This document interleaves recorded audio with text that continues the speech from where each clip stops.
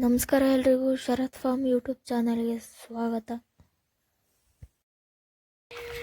ನಮ್ಮ ಫಾರ್ಮ್ಗೆ love birds ತಂದಿದ್ದು ಬಾತ್ಕೋಳಿ ಥರ ಅಂದ್ಕೊಂಡು ಬಾತ್ಕೋಳಿ ಇರಲಿಲ್ಲ.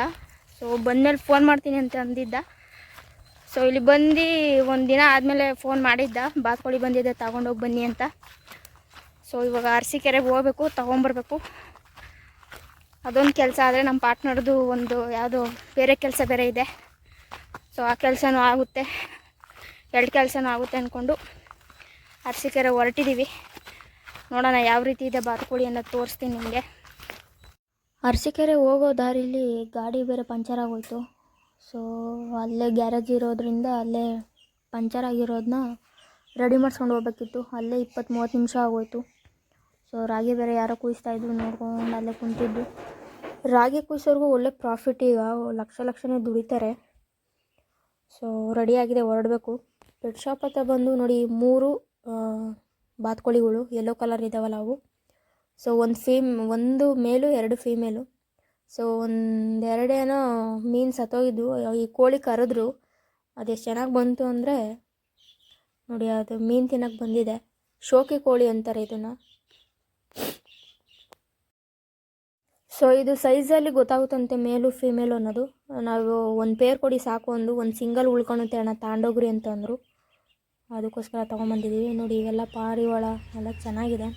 ಸೊ ನೀರಿಗೆ ಬೇರೆ ಬಿಟ್ಟಿದ್ದಾರೆ.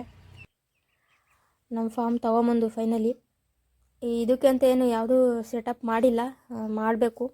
ಯಾಕೆಂತಂದರೆ ನಮ್ಮ ತೋಟದ ಮನೇಲಿ ಇರೋದ್ರಿಂದ ಕಾಡು ಪ್ರಾಣಿಗಳು ಜಾಸ್ತಿ.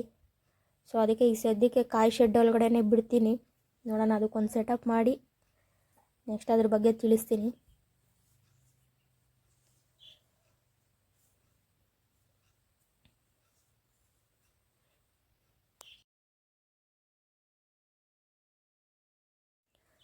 ನನಗಂತೂ ಸಖತ್ ಇಷ್ಟ ಇವೆಲ್ಲ. ತೋಟದ ಮನೆ ಅಂದಮೇಲೆ ಇವೆಲ್ಲ ಮಾಡ್ಕೋಬೇಕು. ಸೊ ನೀರು ಬೇರೆ ಹಾಕಿರಲಿಲ್ಲ, ಅವ್ರು ನೀರಿಗೆ ಬಿಟ್ಟಿರಲಿಲ್ಲ.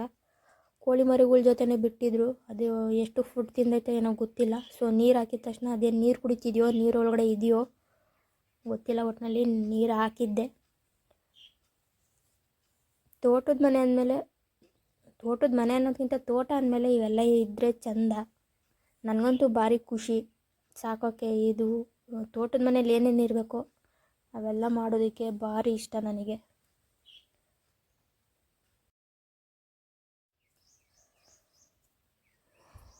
ಸ್ವಲ್ಪ ಅವಲಕ್ಕಿ ಇತ್ತು, ನೀರು ಹಾಕಿ ಅವಲಕ್ಕಿನೂ ಹಾಕಿದ್ದೆ ಸ್ವಲ್ಪ.